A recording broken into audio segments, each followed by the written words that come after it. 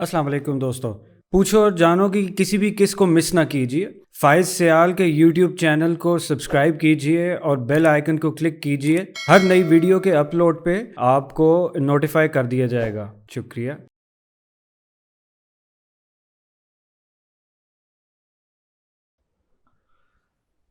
औज़ुबिल्लाहिमिनश्शैतानिर्रजीम बिस्मिल्लाहिर्रहमानिर्रहीम। अच्छा जी, पहला सवाल क्लैरिफिकेशंस के बाद पहला सवाल जो है वो है कि जी आज के दौर में फ़ैसला करना बड़ा मुश्किल हो गया चीज़ों का, और ऑप्शंस बहुत ज़्यादा हैं। तो फ़ैसले कैसे किए जाएं, उसके लिए क्या फार्मूला हो सकता है?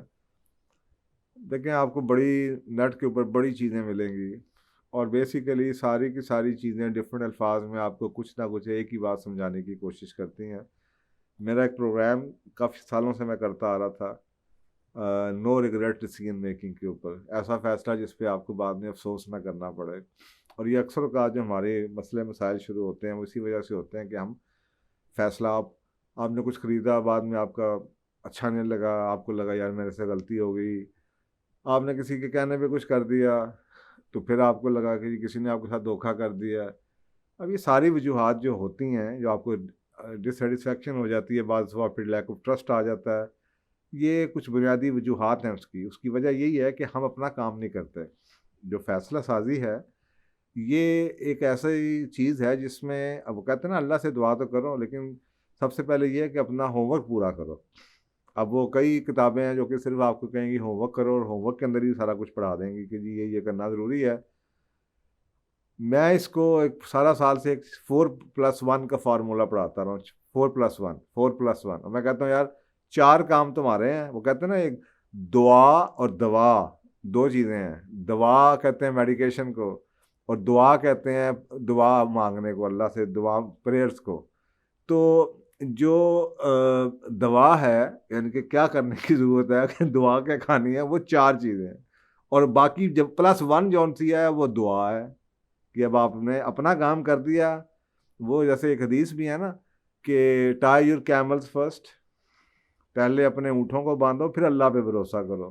तो ये जो 4+1 है ना, ये 4 है अपने ऊँटों को बांधने का तरीका, फैसला साजी में आपकी क्या जिम्मेदारी है। +1 ये है कि अब अल्लाह ताला पे छोड़ दें, ताकि आपको रिग्रेट ना हो।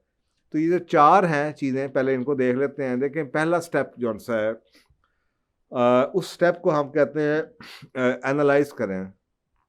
पहले तो आप अपनी इस चीज़ को एनालाइज करें कि क्या डिसीजन, यानी कि फ़ैसला लेना क्या है। मसलन आप ये कहते हैं कि यार शादी का फ़ैसला है, शादी करनी है, इससे करें उससे करें। आप कहते हैं मैंने गाड़ी का फ़ैसला करना है, कौन सी गाड़ी ख़रीदूँ। या आप कहते हैं मैंने जनाब मोबाइल का फ़ैसला करना है, या आप कहते हैं यार मैंने ये फ़ैसला करना है कि मैं जॉब करूँ या मैं अपना काम करूँ। मैंने ये फ़ैसला करना है कि बच्चों को ये पढ़ाऊँ या वो पढ़ाऊँ। अब ये पहला स्टेप जॉन सा है ना, एनालाइज तो पहले कर लें। अक्सर बात हमें यही नहीं पता होता कि फ़ैसला करना किस चीज़ के ऊपर है। अच्छा, तो बुनियादी तौर पे ये जो 4+1 का फार्मूला है, ये यही फार्मूला है कि जी आपने चार काम आपने करने हैं, दुआ आपने करनी है, और दुआ उसके बाद +1 है। तो ये चार काम हैं, इसके बारे में मैं आपसे कह रहा हूँ। पहला जो स्टेप है वो एनालिसिस है, और सबसे पहला उसका पॉइंट ये है कि ये जान लिखिए कि फ़ैसला करना क्या है। फ़ैसला ये है शादी करनी है, ये फ़ैसला है। ये शादी किससे करनी है, ये फ़ैसला है। गाड़ी खरीदने का फ़ैसला है कि गाड़ी का ब्रांड कौन सा होना चाहिए, या ये भी फ़ैसला करना है कि गाड़ी खरीदनी है या नहीं खरीदनी। यानी कि हमें अक्सर औक़ात ये भी नहीं पता होता कि हमारा फ़ैसला है किस चीज़ के ऊपर, हम जो कर रहे हैं वो फ़ैसला किस चीज़ पे है। इसी तरीके से दूसरी बात जो आपको अपना होमवर्क करने की ज़रूरी है, और अक्सर औक़ात ये बातें आदमी को, वो कहते हैं ना, अपनी वैल्यूज़ होती हैं, आदमी को पहले ही पता होता है कि डिसीजन क्राइटेरिया क्या है। मैंने किस चीज़ के ऊपर ये जो ऑप्शंस हैं इनको एवेल्युएट करना है। मेरी आपने लैपटॉप ख़रीदना है, अब आपको डिसीजन क्राइटेरिया पता होना चाहिए कि आपको जनाब उसका वेट है, उसकी परफॉर्मेंस है, उसका मॉडल है या ब्रांड है, या उसकी स्पेसिफिकेशन हार्ड डिस्क कितनी है और उसका रैम क्या है, या उसकी जनाब जो लगा हुआ है उसके अंदर प्रोसेसर वो किस सीरीज़ का है, कौन के किस चीज़ के ऊपर आपने फ़ैसला करना है। आपने स्क्रीन के ऊपर फ़ैसला करना है, या उसकी स्टडीनेस के ऊपर, मजबूती के ऊपर फ़ैसला करना है, या प्राइस के ऊपर फ़ैसला करना है।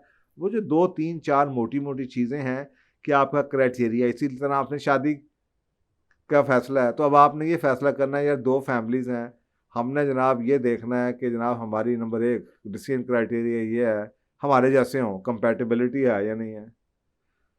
नंबर 2 आप ये कह दें कि जनाब दीनी फैमिली होनी चाहिए जी, साफ़ सुथरे लोग होने चाहिए। नंबर 3 आप क्राइटेरिया जो भी आप है बना लें 3 4, क्योंकि हर चीज़ पूरी नहीं होनी, किसी चीज़ में भी पूरी नहीं होनी। आपको ये पता होना चाहिए कि आपके मोटी मोटी जो टॉप के डिसीजन क्राइटेरियाज हैं वो क्या हैं, और हर फैसले में डिसीजन क्राइटेरिया आपको मिल जाएंगे। इसी तरीके से घर लेना है, अब आपको पता होना चाहिए कि आपका डिसीजन क्राइटेरिया में क्या शहर से करीब होना ज़रूरी है, या फैमिली का आराम और फैमिली के साथ अच्छा टाइम। मैं अक्सर का लोगों से कहता हूँ कि अगर आप ये फैसले डिसीजन क्राइटेरिया अपने नहीं बनाएंगे तो आप लोगों की तरफ चल पड़ेंगे। अब आप अगर आप प्रॉपर्टी डीलर के पास चले जाएं डिसीजन क्राइटेरिया लिए बगैर, उसको कहें यार मैंने घर लेना है, तो साफ दे रहा है कि वो तो जो दुनिया में ट्रेंड है, शहर में ट्रेंड है कि जी सबसे बेहतरीन एरिया तो जनाब ये है, तो आपको उधर ले जाएगा। अब वो बेहतरीन बड़ों के लिए होगा, लेकिन क्या वो आपके लिए भी बेहतरीन है या नहीं है, ये तो आपको पता है। हर बंदा एक ही तरह का तो नहीं होता, हर बंदे का डिसीजन क्राइटेरिया फ़र्क है।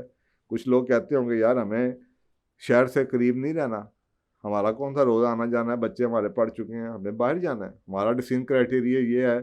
सीनिक जगह होनी चाहिए, मतलब मैं आपको खुद बताता हूँ, मेरा मेरा डिसीजन क्राइटेरिया में शेर दरख्त होने चाहिए यार, सीनरी होनी चाहिए, खुला माहौल होना चाहिए। ये नहीं कि जनाब गाड़ी खड़ी करते हुए भी ये सोचना पड़े कि यार किसी की गाड़ी किसी के घर के आगे तो नहीं आपने खड़ी कर दी। तो ये चीज़ें।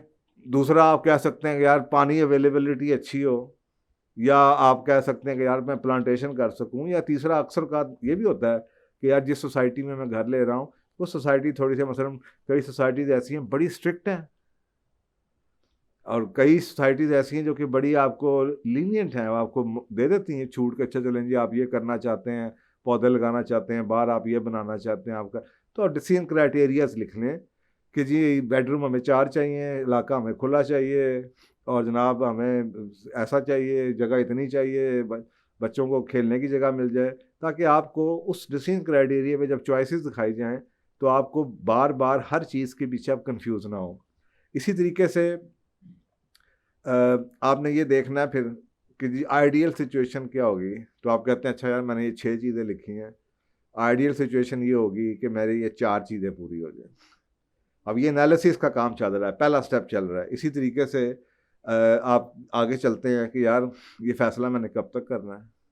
अब ये छोटे छोटे सवाल हैं, यार ये तो मेरे पास सिर्फ 1 महीने के अंदर ना मुझे ये ले लेना चाहिए, ताकि आपको पता हो कि ठीक है आपके पास 15 20 दिन हैं फैसला करने के लिए। ये ना हो कि आप एंड टाइम पे जाके फिर जल्दबाजी में गलत फैसला कर दें। आप पहले से ही आपको पता हो कि जी मेरे पास हंटिंग के लिए 15 दिन है या 20 दिन है।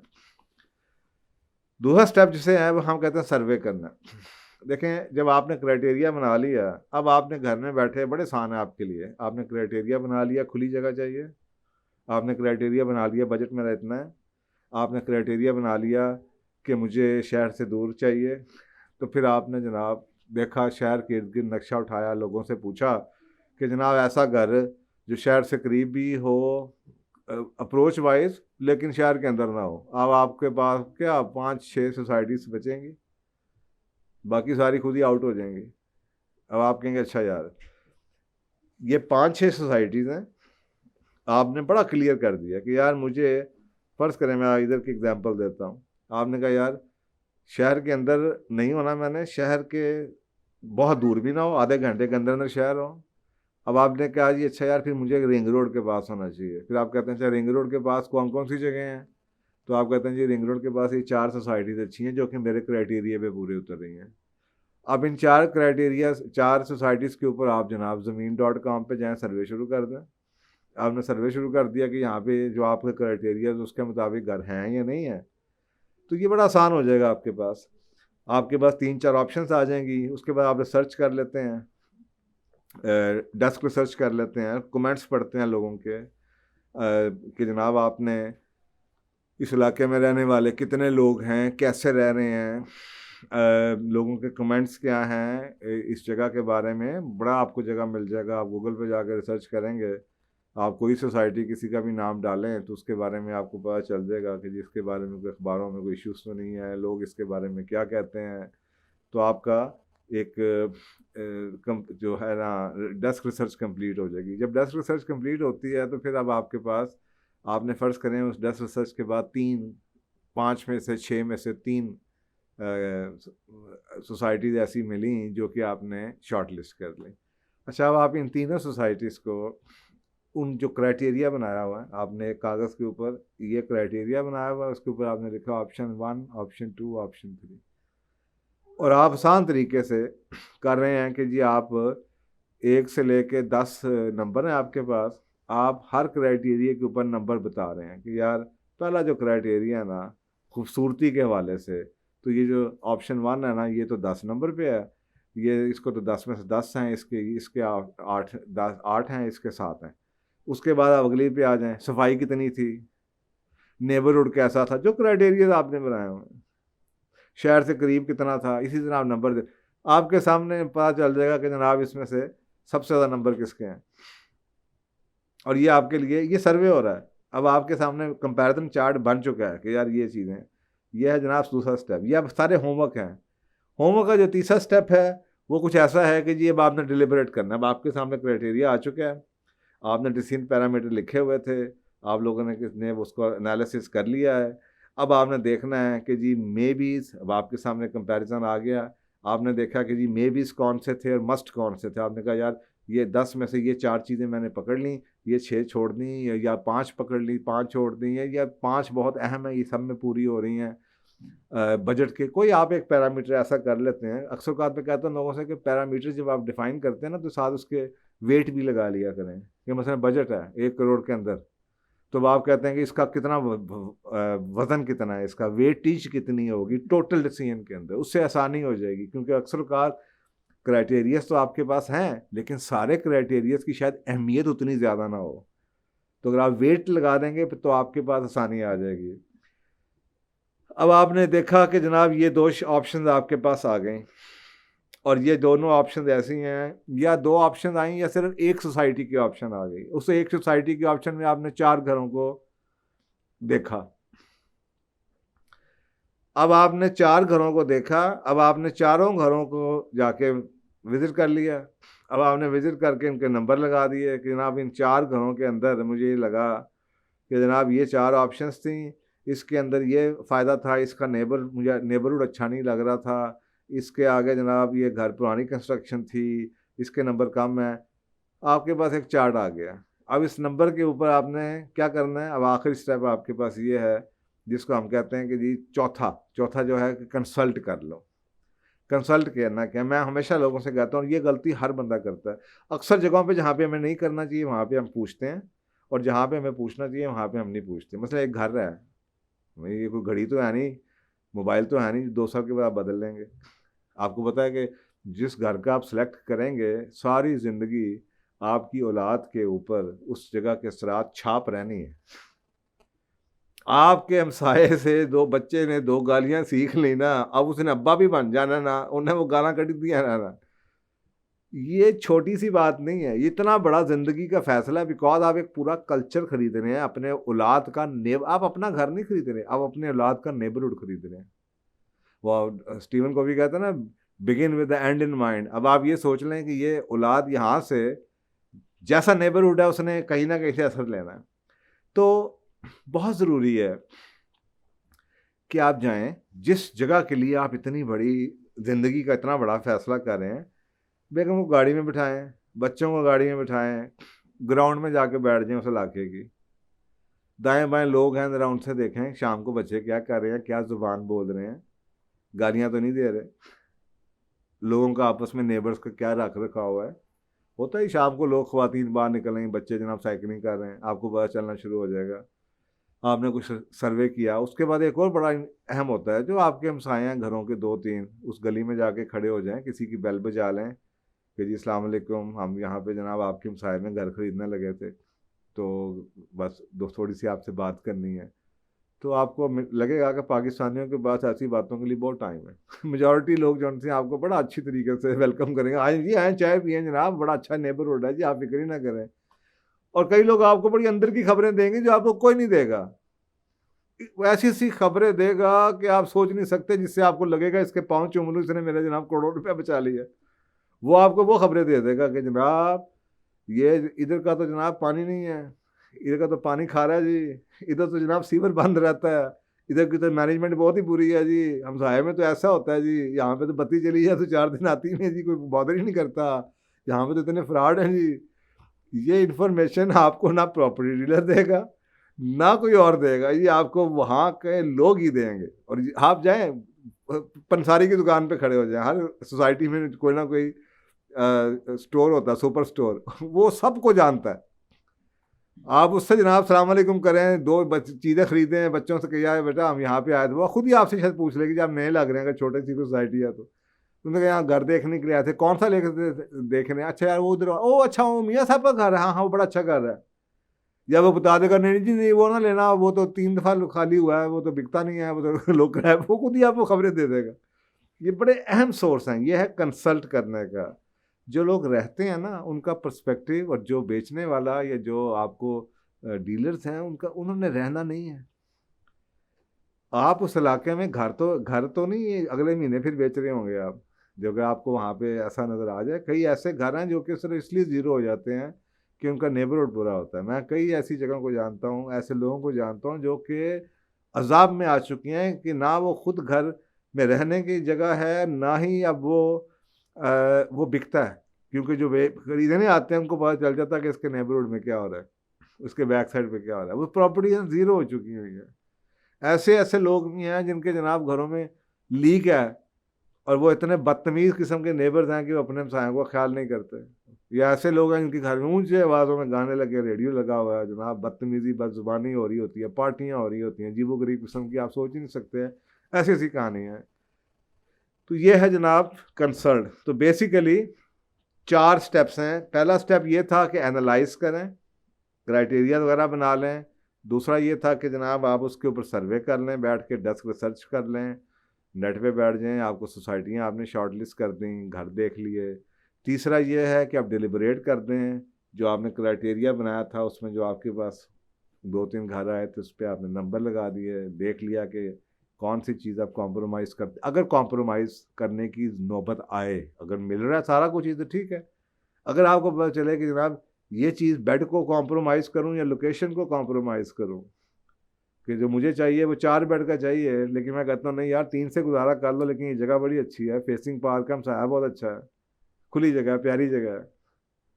तो ये आपने इस चीज़ में स्टेप 3 में डिलिबरेट करें, कंपैरिजन कर लें, वेट असाइन कर दें, और फाइनली अब आपने कंसल्ट करना है उस इलाके के। पहले ऑब्ज़र्व कर लें, जाके पार्क में जाके शाम को चक्कर लगा लें, जिस मोहल्ले में आप सारी ज़िंदगी गुजारनी है आपने, उसका इतना तो रिसर्च कर लें कि 2-3 दिन वहाँ पे जाएं, शामों को जाएं, पार्क्स में देखें, बच्चों से मिलें, सायों से हाथ मिलाएं, उनसे बातें पूछें, सोसाइटी के बारे में पूछें, दुकान वाले से जनाब मार्केट्स को जाकर बाहर खड़े होकर देखें ना, आपको लोगों का पता चल जाएगा किस किस्म के लोग हैं। और ये 4 चीज़ें आपकी काम। अब आपने सारा कुछ कर दिया, आपके पास 2 चॉइसेस आ गई, आपने 2 शॉर्ट लिस्ट की, अब आपको समझ नहीं आ रही। अब आता है आपने अपना काम कर दिया, और अब आता है कि आप, अब मेरा ईमान है आप नहीं करना चाहते, दुनिया जहाँ के जो लोग हैं जो वेस्ट हैं वो सारे के सारे, उनकी यहाँ पे डिसीजन मेकिंग का मॉडल पूरा हो जाता है।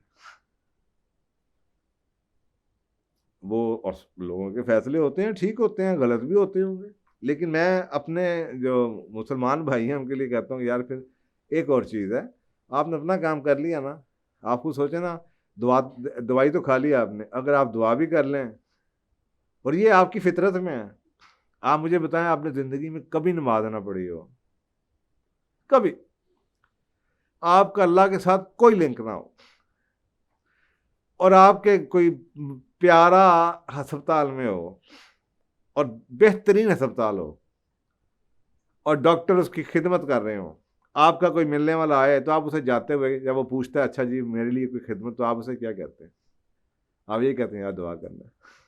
ये ये अंदर से निकलता है। ये आप वेस्ट में भी चले जाए ना, वो भी करें उस लेवल के ऊपर। अब ये सच है, दुआ करना। तो भाई अगर फैसला भी कर रहे हो तो आपको सोचे ना, आपने एक फैसला कर लिया, आपको नज़र आ रहा है, एक बच्चा है वो कि अब्बू मैंने अपना होमवर्क पूरा कर लिया है, मैंने बड़ी मेहनत किया है, अगर अब्बू ज़रा 1 मिनट के लिए ज़रा देख लें तो मैंने ठीक किया है, अब आप जो कहेंगे मैं कर लेता हूँ। आपने 2 ऑप्शंस को, अब्बू भी मदद करेंगे और पूरी कोशिश करेंगे कि मेरा बेटे का फैसला ठीक हो, इसने बड़ा अच्छा काम किया। अल्लाह ताला भी बड़ा खुश होंगे कि यार इस बंदे ने इतना अच्छा काम किया, अपना इसने होमवर्क पूरा कर दिया, इसने टाई और कैमल्स, काम अपना पूरा मुकम्मल है। अब ये अल्लाह पे भरोसा के लिए आया, अल्लाह भी पूरी कोशिश करेगा कि आपके फ़ैसलों को आपको गाइड करें और आपके फ़ैसले गलत ना हो। तो उस सूरत में हमारा इस्लाम में इस्तिखारों का जिक्र है, लेकिन ये इस्तिखारे अक्सर का लोग ऐसे ही कर देते हैं। मैं अक्सर का लोगों की कहानियाँ सुनता रहता हूँ, ओ जी बस नज़र तो आ रहा था, बहुत ही बुरे लोग हैं लेकिन इस्तिखारा कर दिया तो बस उसमें यस आ गई, अब वो पता नहीं कैसे यस आ गई, अब वो कर लिया। मैं तो अक्सर का ये कहता हूँ भाई इस्तिखारा होमवर्क भी तो कर लेना था, अपना काम नहीं किया और आपने कहा जी, और इस्तिखारा भी क्या आ गया, वो पता नहीं किसने, वो जी शाम को रात को सोया हुआ था तो वो गले में हार किसी ने पहना दिया, तो मैंने समझा ये यस है। अब इस किस्म की बातें हैं, इनका कोई शरीयत के साथ ताल्लुक नहीं है। तो दुआ इस्तिखारा बड़ी प्यारी दुआ है, क्योंकि उसमें आप यही कह रहे हैं कि अल्लाह ताला मुझे कुछ नहीं पता, तू जानता है, मैं नहीं जानता, मैंने अपना काम पूरा कर दिया, अब तू इस काम को अगर मेरे लिए बेहतर है तो आसान कर दे, मुझे इस पर राज़ी कर दे, नहीं तो कि काम खुद ही आपके लिए मुश्किल हो जाएगा। क्योंकि दुआ का दूसरा हिस्सा यही है, आप सुबह जा रहे हैं ऑफ़र लगाने लगे हैं, घर ख़रीदने लगे हैं, नहीं तो खुद ही शायद वो बंदा इनकार ही कर दे कि जी मैंने नहीं भेजना, मैंने सोचा मैं नहीं बेच रहा। तो दुआ करें, खूब दुआ पढ़ा करें, दुआ इस्तिखारा खूब पढ़ें, 2 रकात दुरूद हाजत पढ़ें, दुआ इस्तिखारा पढ़ते रहें, आते जाते पढ़ते रहें। ज़रूरी नहीं कि आपने सिर्फ एक दफ़ा खड़े होकर 2 रकात पढ़ के दुआ, अब तो पढ़ते रहें, आपके लिए वो काम आसान हो जाएगा, अल्लाह ताला आपको गाइडलाइन दे देंगे। और यहाँ से आगे लोगों का अपना तरीका है। दुआ इस्तिखारा तो हदीस से साबित है, और बकाया इसके कि दुआ इस्तिखारा के बाद क्या होता है, कोई किसी को ख्वाब आ जाती है, किसी को कोई कुछ कहता है, लेकिन ये अब आगे अल्लाह सुब्हानहू तआला का बंदे के साथ ताल्लुक़ है जिस पे कोई कमेंट नहीं कर सकता। लेकिन जो एक रूल ऑफ थंब है ना, वो रूल ऑफ थंब मौजूद है कि जी 2 रकात नमाज और दुआ इस्तिखारा। अब इसके बाद कोई कुरान खोलता है तो कोई कुछ करता है, वो अपना आपके साथ किसी के साथ इनफॉर्मल, कहते हैं ना अदारों के अंदर 2 किस्म के स्ट्रक्चर्स होते हैं, फॉर्मल और इनफॉर्मल। फॉर्मल स्ट्रक्चर तो ये मेरा बॉस है, इनफॉर्मल ये है कि यार ये बॉस मेरा जो है ये आज मेरा बॉस बन गया, लेकिन ये 20 साल से मेरा दोस्त भी आपके सामने। इस वक्त हमारी सियासत के अंदर भी हर दफ़ा सियासत के अंदर बड़े ऐसे होते हैं जो एक बंदा बॉस बन जाता है, लेकिन पता चलता है यार ये 20 साल से तो उसका था, उस्ताद भी था या दोस्ती यारी भी थी। अब वो इनफॉर्मल स्ट्रक्चर भी चल रहा है साथ। तो इसी तरीके से अल्लाह सुब्हानहू तआला का भी एक निज़ाम में एक फॉर्मल स्ट्रक्चर है, एक इनफॉर्मल स्ट्रक्चर है। अब वो इनफॉर्मल स्ट्रक्चर यही है कि आप 20 साल से 30 साल से अल्लाह के साथ कितने इस्तिखारे करते हैं, आपकी क्या रूटीन बनी है, आपको क्या बिलीफ बना हुआ है, अल्लाह के साथ आपका कम्युनिकेशन का मॉडल क्या बना हुआ है, वो आपको पता है। तो ये कर लें। अब ये काम पूरे का पूरा, ये 5 चीज़ों का, 4 चीज़ें हो गई जो आपका काम थे और 5वां आपने अल्लाह सुब्हानहू तआला से पूछ लिया। मुझे उम्मीद है कि अगर आप ये कर लें तो इंशाअल्लाह ताला, एक तो ये कि आपका फ़ैसला, क्योंकि आपने होमवर्क बड़ा सही किया है, कोई चीज़ छोड़ी नहीं है, बहुत बेहतर होगा अल्हम्दुलिल्लाह, उस पर रिग्रेट नहीं होगा, रिश्ते बच जाएंगे। बाज़ दफ़ा आप किसी के कहने पे गलत कर देते हैं, कल को उससे गालियाँ निकालते रहते हैं, क्योंकि इस्लाम तो इस चीज़ का नाम नहीं है। वो जी मैंने तो तुम्हारे कहने पे किया, अभी तुमने मेरे कहने पे अपनी अकल क्यों नहीं इस्तेमाल की। ये तो साफ ज़रा कि मेरी अपनी चॉइसेस हैं। तो बाद में बजाय इसके कि रिश्ते ख़राब हों, दूसरों पर इल्ज़ाम तराशियाँ हों, तो उससे कहीं बेहतर है कि आप अपना होमवर्क पूरा कर लें और उसके बाद आप अल्लाह सुब्हानहू तआला से पूछ लें, तो इंशाल्लाह आपके फ़ैसले आसान भी हो जाएंगे और ठीक भी हो जाएंगे और आपको उस पर कोई कल को गिला शिकवा भी नहीं होगा। जज़ाकल्लाह। अस्सलाम वालेकुम दोस्तों, पूछो और जानो कि ये सेशंस आपकी पुरज़ोर गुजारिशों पे शुरू किया गया था। हमारी आपसे ये गुजारिश रहेगी कि इन वीडियोस को ज़्यादा से ज़्यादा आगे तक पहुंचाएं और सदका जारिया में शरीक हों। क्या पता आपकी इस शेयर करने से कितने घर, उनके हालात बदल सकते हैं और आप सदका जारिया का हिस्सा बन सकते हैं। जज़ाकल्लाह खैर। जज़ाकल्लाह आप सारों का। न्यू सब्सक्राइबर्स हैं, जो ओल्ड सब्सक्राइबर्स हैं, जो लोग सवाल भेज रहे हैं ढेर सारे फ़ाइज़ हसन सयाल साहब के चैनल पे। इस ऑफ़र की दीगर मालूमात के लिए आप हमें कांटेक्ट कर सकते हैं 0333483742 पर। ये ऑफ़र्स आप लोग जीत सकते हैं अगर आप लोग 3 महीनों के अंदर 100 सब्सक्राइबर्स पर फ़ाइज़ हसन सयाल साहब की एक किताब जो कि उनके अपने हाथों से साइन की गई हुई होगी वो आपको मिल सकती है। 300 सब्सक्राइबर्स के ऊपर आपको 50% डिस्काउंट का वाउचर फ़ाइज़ हसन सयाल साहब के सेमिनार का मिल सकता है। आपको 1000 सब्सक्राइबर्स के ऊपर फ्री पास मिल सकता है फ़ाइज़ हसन सयाल साहब के सेमिनार में। 3000 सब्सक्राइबर्स के ऊपर आप फ़ाइज़ हसन सयाल साहब को एक 1-on-1 कोचिंग सेशन में मिल सकते हैं जिसकी ड्यूरेशन 1 आवर होती है एज़ पर स्टैंडर्ड पॉलिसी।